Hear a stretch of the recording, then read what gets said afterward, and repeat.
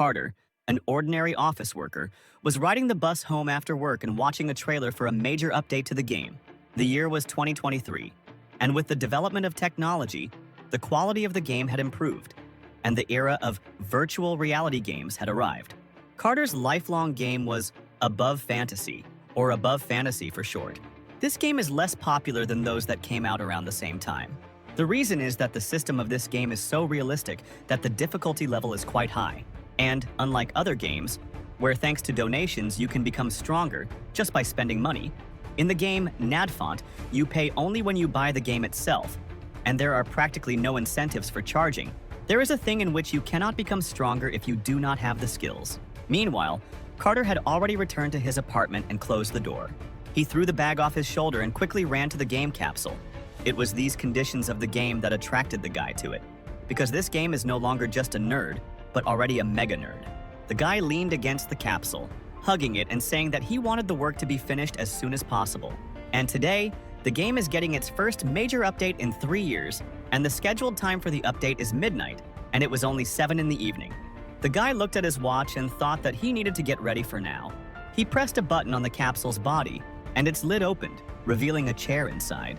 Carter, taking off his jacket, climbed into the chair and put on his glasses, closed the lid, and a multitude of game windows flickered before his eyes. The capsule reported that iris recognition was complete, and therefore access was granted.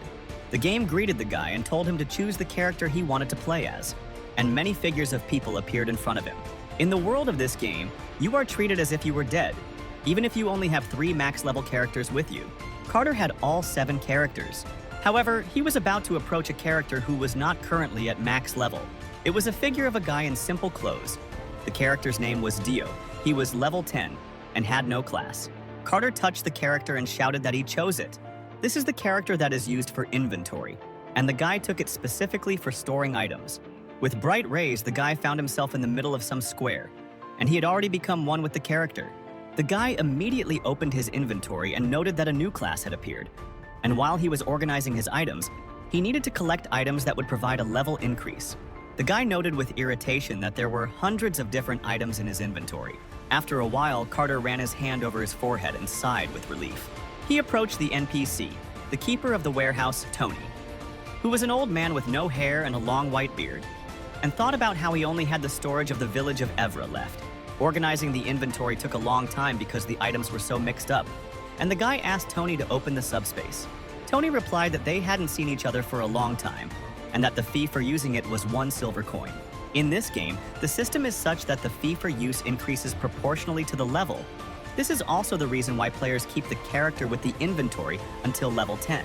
Carter, looking through the inventory, finally found what he needed.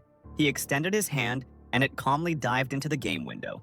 He pulled out his hand and pulled out a lichen kukri knife and said that he needed to give it to another character. Looking over the inventory again, he asked why he had put all this junk in his inventory. Suddenly, the game displayed a notification that in 15 minutes, the server maintenance for a large-scale update would begin. The system warned the players that they needed to exit the game to a safe place, and Carter exclaimed in surprise that he had spent 5 whole hours organizing. The notification from the system disappeared, and the guy thought that he would deal with it when the time came. This was the village of Evra, for which the appropriate level is 100, and as long as you don't go beyond this base, you will be safe even at level 10. Carter continued organizing while the system warned that a major update would occur in 5 minutes. But suddenly the game glitched, and the color of its notifications changed to red instead of blue. And then suddenly there was a bright flash.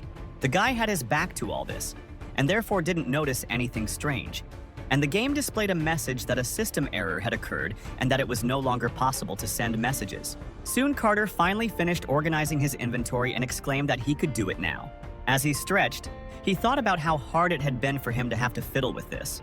But suddenly he began to look around nervously. He wondered why he hadn't passed out. Could it be that the verification was delayed? But that can't be because there were no notifications. He thought that he should log out of the system directly then. The guy put his finger up and shouted, calling the system. A system window appeared in front of the guy, but it was full of interference. He looked at the corner where the logout button was usually, but now it was gone. So how was he going to log out now? The next moment, the guy suddenly realized that all the feelings became brighter. And although the technology was off the charts, could the game be so realistic? He looked at his hands, which were glowing slightly blue, and thought that something was wrong. Suddenly, he clenched his fists and thought that it was a rupture in dimensions, and then he quickly started running, thinking that he needed to go there, to the only place in this game where he could play with others, the very place where you can meet other users. When he got there, Carter found only some kind of arch and the rest of the space was empty. The guy exclaimed in surprise that there should be a gate here, but it was empty. Suddenly, someone crashed into him. As it turned out, it was some little boy who, waving his hand, apologized to the guy. And then he asked him why he was standing, to which Carter could not find an answer, but only stood uncertainly. He looked at his hand again and thought about how the feeling of the collision had been so clear. Beads of sweat ran down his face and he wondered if this place was really real. The guy gritted his teeth and thought that this couldn't be happening. This was definitely a game. There was just a glitch, and the touch sensor was probably broken. And so when he got out of here, he would definitely sue the game company. But after 3 days, Carter still couldn't get back, and he had no choice but to accept that the game had become reality. And he was also a character with a level 10 inventory. Meanwhile, a soldier on the training ground shouted for the others to put all their energy into it and swing their swords. Carter stood to one side, leaning his back against the boxes, while the soldier, turning to another, cried out how such a weakling could defend the village. After 3 days of struggle, the guy finally accepted the fact that he was now in the game. However, it hit him hard that he became his own weakest character. However, he could be glad that at least he had money, but still, the fact that he was in the game did not calm him down, and so he desperately grabbed his head, which one soldier noticed. Coming closer to him, he asked what Dio was doing here on the training ground. Carter smiled weakly as he looked at the man, who told him that he was just looking around. The soldier asked the boy how about training together, and he reached closer to the boy, in response to which the boy awkwardly laughed and stepped back, refusing the offer, and he himself thought about the fact that he didn't even have a class, so how could he train? Suddenly, he came to his senses and asked the man why they had suddenly started doing group training. Scratching his chin, the man responded by saying that it was all because of the waves. Even though Evra Village is a peaceful base where NPCs live, there are times when a wave of monsters comes to attack them. You can fight and level up in a team with NPCs, which is much easier than fighting alone. And this is the training system developed by the game company. But for someone coming to a level 100 village with a level 10 character, that would be a disaster in itself. Realizing this, Carter thought that now was not the time to lazily grieve over the current circumstances. After all, it's not a fact that if he dies here, he will then return to his reality. Carter clenched his fist tightly and decided to himself that now he had to try hard. Afterwards, many game windows appeared around the guy. Returning back to Tony, Carter decided that he needed to properly locate his inventory first. He thought that if he changed his character, then he could also change his class.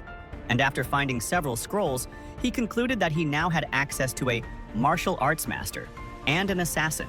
However, the guy's character stats were too low for him to change his class. But suddenly he found another scroll that was glowing with purple light, and he noticed that purple color could only be seen when the second stage title changed. The scroll opened, and as it turned out, it allowed you to change your title and move to the second stage depending on your existing status. And this scroll can be used at the altar of the Forgotten Temple, and the guy thought that he can't use it. But suddenly, reading the scroll again, he noticed with surprise that he could use it. Could this really be a hidden part of the game that he didn't know about yet? This game is more realistic than any other virtual reality game, and it has been carefully designed. The guy couldn't find a single bug, and the amount of information provided to users is much less compared to other games. To enjoy the game, you have to track down and find hidden content yourself, which is why there were a lot of bad reviews, but the guy actually liked it. Looking at the scroll, he thought that he had never heard of such conditions before, namely that one needed to be of class 1 or lower and a reputation of 500 or higher. So this was definitely a hidden part that no one had discovered yet. The boy rolled up the scroll and thought that the most important thing for him was survival. However, there are a huge number of secrets in this game that he has yet to uncover, and that makes his blood boil. The guy thanked Tony and quickly ran somewhere. Tony waved at him and told him to come again. Carter then headed to the mercenary guild of Evra Village. He entered the building, where there were already many people, causing the room to buzz with conversation. Suddenly, someone pointed a finger at Carter and asked if he couldn't see that there was a line. Looking the guy up and down, the man noticed that he was not the type of person who could easily afford such a place. Covering his nose because the guy smelled like a loser, the man asked what this pathetic man was doing in the mercenary guild. Carter walked up to the counter and threw something on it and asked to be allowed to meet the gentleman. As it turned out, the guy threw an old Class A mercenary card on the table, which proves that he is a mercenary who has gone beyond the veteran level and reached the expert rank. The girl standing behind the counter looked at the map in surprise. Others who were standing nearby also reacted very emotionally to this. Carter smiled as he thought about how they say that less than 0.1% of mercenaries have such a thing. And the guy had a plan that involved him using this seal to disguise himself as an A-class mercenary. And with the help of a cloak with camouflage charms, he will hide his true identity. Suddenly, Carter reached under his cloak, saying that he wanted to show something. And then he took out some kind of metal and thought that this imperial metal was like a pass to anywhere. But if everyone sees her, then he has problems. Having shown the metal and put it back, he asked again whether he could meet with the gentleman. Meanwhile, the guy was thinking hard about whether they would ask him to prove anything. Suddenly, a step was heard behind the guy, and the man said that it seemed like an outstanding person had come to them. The man was very well built. He bowed his head slightly and introduced himself, saying that his name was Cotton and he was the leader of the guild. And then he suggested that the guy go upstairs and tell him everything in more detail. The guy thought that there was no way he could show his fear now. Folding his arms across his chest, he asked if he hadn't said he wanted to see the master. Cotton bowed respectfully and said that, unfortunately, the guild master was currently absent. But if the guy doesn't mind, then he can listen to him and then convey everything. Carter replied that that was fine then. He would tell him everything. As a drop of sweat trickled down his face, he smiled triumphantly and thought that now all that was left for him was negotiations. The man and the boy went upstairs and Carter told them everything. In response to which Cotton asked him again about what he wanted them to instruct him to go to the Forgotten Temple. Carter replied that everything was correct and that there were no other conditions. Scratching his mustache, the man thought about why he would ask an A-rank mercenary to do such a thing. And then he said that he needed someone to accompany the priest, but all the mercenaries were already busy. The guy smiled and replied that he could do it. And then he said that he didn't need any reward for this, he just wanted to get to the temple in comfort. Hearing this, Cotton, somewhat taken aback, asked the boy if he really wanted to participate as an escort object. The guy replied that things weren't quite like that, and if something dangerous happened, he wouldn't sit idly by, and then he thought that if he said that, it would be hard for the man to refuse him. They don't need to prepare additional rewards, and from the guild's point of view, as the fighting force increases, the risk of failure decreases. Folding his arms across his chest, the man smiled and replied that he understood and that it was possible. Carter thought happily that he had succeeded, and the man said that they would also notify the client of the changes, and then asked him to fill out a request form.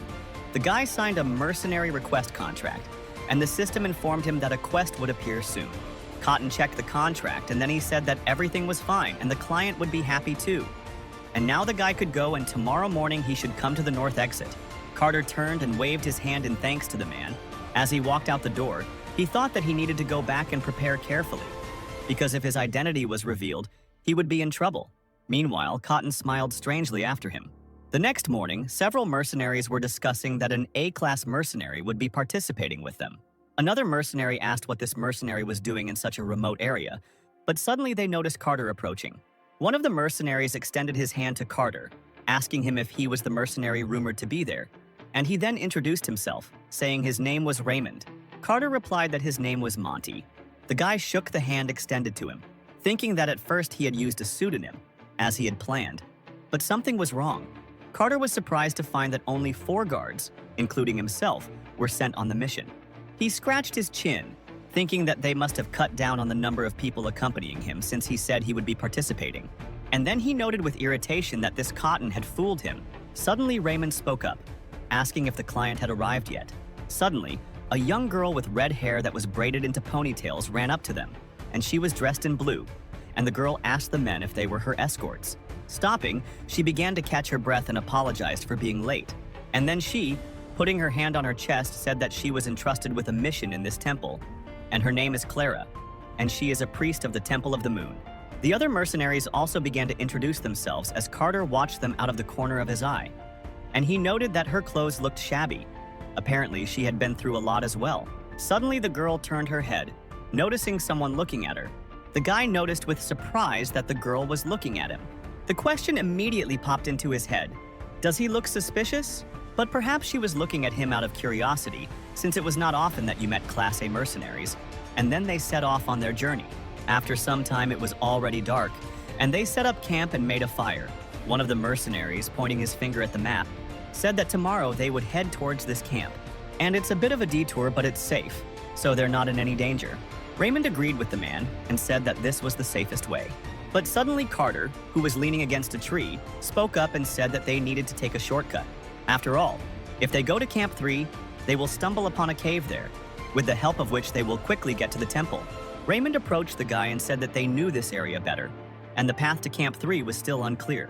Carter replied that he could find a better way than he could with his eyes closed, and that it would be much quicker if they crossed the cave and went through the Danville woods. The man cried out that he didn't know what kind of monsters were living in this forest. The guy thought that he himself did not want to go there. But the longer they went, the more likely it was that he would be discovered. And then they will realize that he is not an A-rank mercenary, but just a level 10 character without even a class.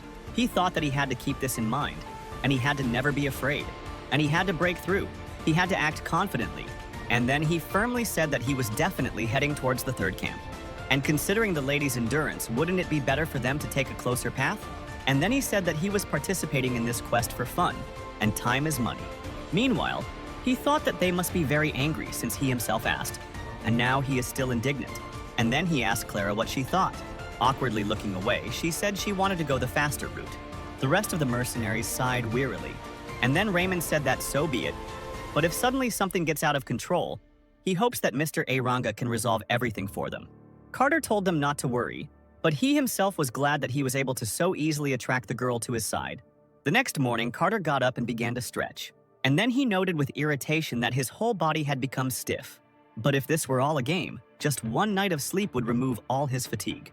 But now that all this has become his reality, he will simply die of exhaustion. Raymond turned to Carter and asked him if they would definitely reach the cave if they went this way, to which the boy replied that they would definitely, and if they deviated from this path, they would end up in werewolf territory, so it would be better for them not to do that. But suddenly the man went somewhere to the side, which angered the guy a little. Looking at the guy, the man asked why he should obey him. Carter was at a loss for words and thought that he was probably very upset about yesterday, but he could use it to show them who was boss. Sometime later, the mercenaries decided to stop for a short rest, but suddenly someone's loud cry was heard. It turned out it was Raymond, who was running from a werewolf, and the system reported that he was suffering from bleeding. Carter, noticing him, said with a smile that he had warned him to be careful. The other mercenaries, taking up their weapons, rushed to help their comrade, and one of them shouted for Carter to help them instead of watching. The guy waved his hand and replied that he had warned them, and therefore they should deal with it themselves. This statement angered the mercenaries, and one of them shouted that all he could do was talk. Folding his arms across his chest and smiling, he told Clara to stay behind him. And then he thought that this was a great opportunity to test the strength of these mercenaries. A fierce battle began. The werewolf swung his claws, and the mercenary defended himself with a shield. Carter thought that even though they were D ranks, they were still above level 100, and therefore these werewolves were not their opponents. And just at that moment, the mercenary struck. Suddenly, Carter glanced to the side and replied that Raymond had been attacked by 2 werewolves. His eyes darted the other way. He looked at the other werewolf and concluded that this one would die soon. Suddenly, the guy pulled out some small club from his cloak, thinking that he had demonstratively called himself an A-rank mercenary, and now it was time to show his cool side. The guy, throwing the weapon over his shoulder, walked forward, telling the girl that he had to help them. Suddenly, something hit Raymond on the arm, and Carter thought that these mercenaries had enough skills to catch 1 or 2 werewolves. However, if you don't have this skill, it will be difficult to finish the game without getting hurt. And as it turns out, it was him who hit the man on the arm. Carter walked past another mercenary and told him to retreat. The mercenary, confused, asked what the guy was talking about. Raymond turned around and asked the guy if he really decided to join when they had already caught everyone. And then he noted that being an A-rank mercenary wasn't that difficult back then. Carter replied that it must be them. And suddenly the eye of one of the werewolves lit up with a bright red flash. And suddenly something in this defense changed. It became even more frightening and wild. A huge shadow loomed over Raymond, causing him to freeze in fear and ask what was happening. Meanwhile, another werewolf hit the shield of another mercenary. From this blow, the shield broke into 2 halves, and the mercenary cried out that it was dangerous and they needed to retreat. But suddenly Carter hit the werewolf on the head with a sharp movement of his hand with his weapon, and then he told the man to step aside. Meanwhile, the werewolf, shocked by this blow, stood and looked at the sky, while stars circled around his head. And then the huge carcass of this beast fell to the ground with a loud sound. The mercenaries looked at the werewolf's body in surprise, because in their eyes, the guy defeated him with one blow. However, this trick uses the characteristics of magical beasts. The beasts enter a state of frenzy just before death, and in this state, their physical abilities are increased, and a certain amount of damage is negated. And the solution that the guy used against such a magical beast was to use a calming plant. The boy hit his palm with the weapon, thinking that he had applied this plant to the weapon, and therefore he had managed to overcome rabies. Suddenly, he walked forward and told everyone else to step back. And since the guy remembered all the monster's habits, the difference of 100 levels no longer matters much. The werewolf attacked the guy, but Carter anticipated each of his blows. The first attack with claws goes from right to left. You need to dodge the second attack. When the distance increases, you need to attack head-on. The boy jumped up as the werewolf reached him, thinking that something like this would make the werewolf turn its back. After a blow to the head, the opponent cannot stay on his feet, and this lasts about 5 seconds. And then you can strike absolutely any blow.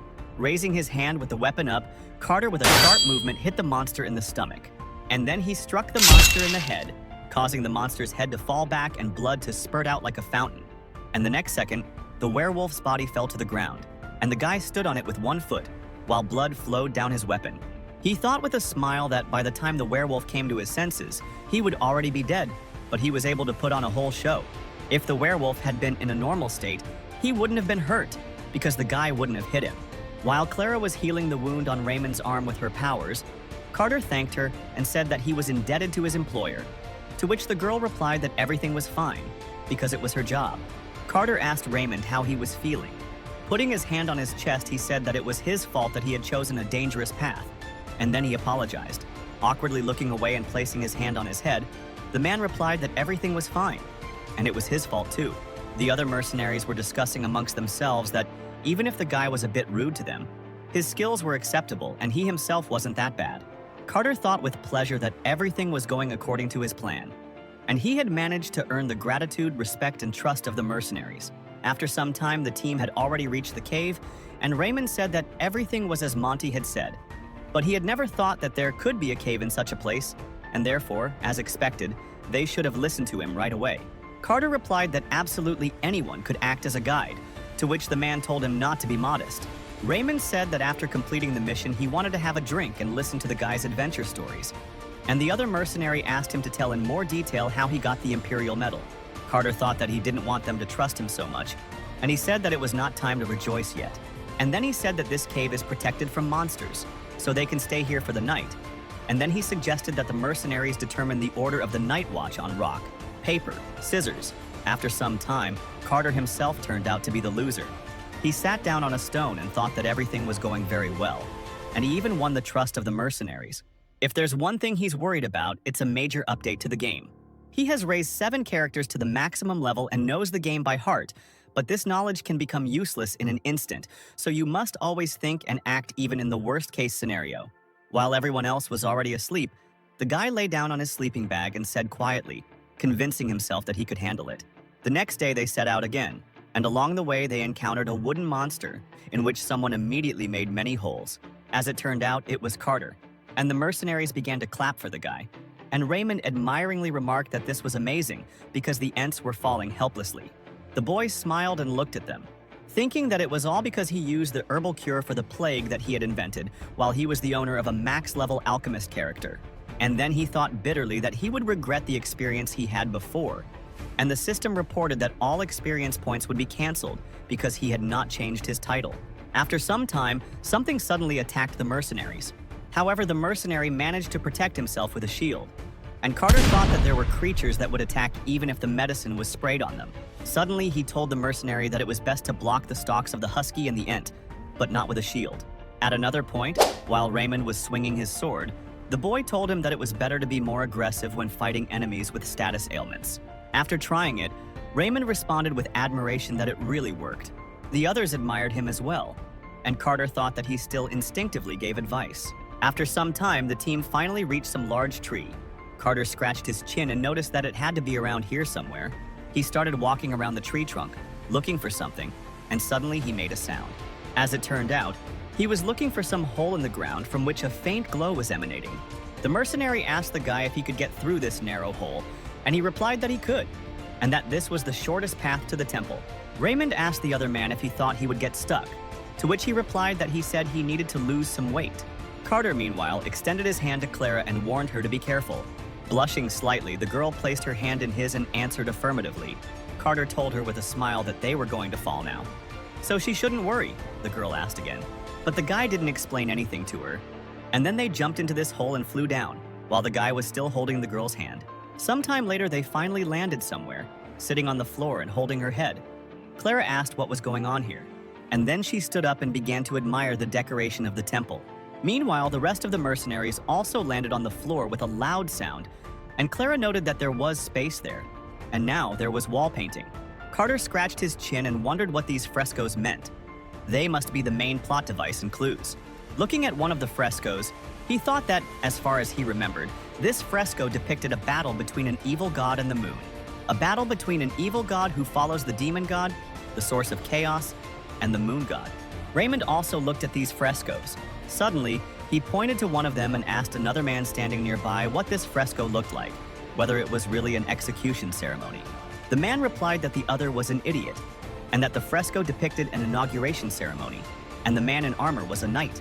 Suddenly, Carter pushed Raymond back and shouted for everyone to stop and step back. Looking at the fresco the man was looking at, he noted that they were different from the frescoes he knew. Suddenly, he remembered something, and he immediately thought about the fact that this fresco depicted the knight he saw in the trailer. Suddenly, Clara spoke up and said that it was a prophetic book. Putting her hands together, she said that she had seen many things in temples, but this was the first time she had seen something hidden in such a passage. Carter, remembering that Clara was a priest of the Church of the Moon, asked her what this phrase meant. Looking again at the phrase that was written on the wall, the girl replied that it was an ancient sacred language that was no longer used. And then she decided to translate this phrase. And the translation of this phrase turned out to be the words, "The end of the world has come." And Carter immediately remembered the trailer and the night from it. He immediately remembered the first verse of the song from the trailer, and it hit him. It dawned on him that a new event was currently taking place in the temple, in which he had not yet taken part. The guy thought that it was scary, but he still had to move on because it was the only way for him to survive in this world. Turning to his comrades, he said that they needed to go to the temple. As they walked further and further, approaching the temple, everyone admired the architecture. Suddenly, they noticed a statue standing on one knee and holding a spear in its right hand. Carter, looking at the statue, replied that first there was the fresco from the previous video, and now there is also the knight in armor from the trailer. Clara blushed a little and noted that it was a very beautiful stone statue. Carter said that he felt like she could start moving at any moment, and he himself thought that it would definitely happen someday. But Clara happily began to calm the guy down, telling him that there was nothing to worry about, because the church had already confirmed that there was no risk here. But the guy didn't believe it, but didn't show it. And he thought about how when an NPC comes along, everything changes. And if this statue is indeed the guardian of the temple, then he definitely did not come down to fight with it with such force and will be killed in the blink of an eye. Suddenly, someone exclaimed that he saw an altar, and the system reported that they had entered the area of the lost ancient heritage. The system reported that the first condition of the quest had been successfully completed, and Clara meanwhile bowed to the men, thanking them, and saying that thanks to them they all arrived safely. The guy thought that the mission of accompanying the priest was completed, and the next goal was to change the character. And suddenly, the next second, the same scroll from which purple light emanated appeared in front of the guy, and it immediately opened. The boy's eyes widened in surprise, and the system reported that the hidden conditions of the ancient legacy had been fulfilled. And suddenly, the writing on the scroll began to glow, and everything around started shaking. Clara asked, confused, what was going on here? Meanwhile, the statue also began to shake and pieces began to fall from it. But suddenly the statue's eyes glowed purple, and suddenly the entire stone flew away from it, revealing something black. Raymond, in a panic, drew the others' attention to the light emanating from the statue. Hearing this, Carter looked in that direction in fear and confusion. And as it turned out, now instead of a statue, there was a huge knight in black armor. Carter, seeing this, finally realized that this statue was not a guardian. And this is the Death Knight, an enemy that even level 300 players fight, a cursed paladin who transcends death. The guy chuckled and said that this was definitely not the kind of monster that would appear on a level 100 field. He pursed his lips as he thought about how there were more than 300 Death Knights on the level 100 field. And so his nerd instincts speak for themselves that this is an unexpected event, and therefore defeating the Death Knight is not the end goal. The The developers are very secretive about their intentions for planning all the events, so there must be another way to deal with this. Suddenly, another scroll flashed next to the guy, and the system said that the guy had a book of changes, and a forced hidden quest was activated. Carter placed his palm on the scroll, and the system informed him that he was to receive the Death Knight sword. And suddenly, the guy remembered how he searched the internet for a strategy to easily defeat a Death Knight, to which someone said that anyone who chose a paladin knows how weak he is against divine power. Among the NPCs, you need to take a priest, and you need to put the shield used by the priest on the Death Knight. If you do this, you can crush the Death Knight, break his shield, and skip phase 1. The guy thought that this was exactly what he needed, but suddenly the floor around him burst into flames. The knight extended his hand and asked how the boy dared to enter the sanctuary. Clara suddenly exclaimed, turning to the guy, that it was dangerous. Carter responded by walking up to her and grabbing her shoulder, telling her to prepare her holy shield. And he thought that the trigger that caused this sudden event was the change of his title. So the event requirement will likely be level 10 or below and no class.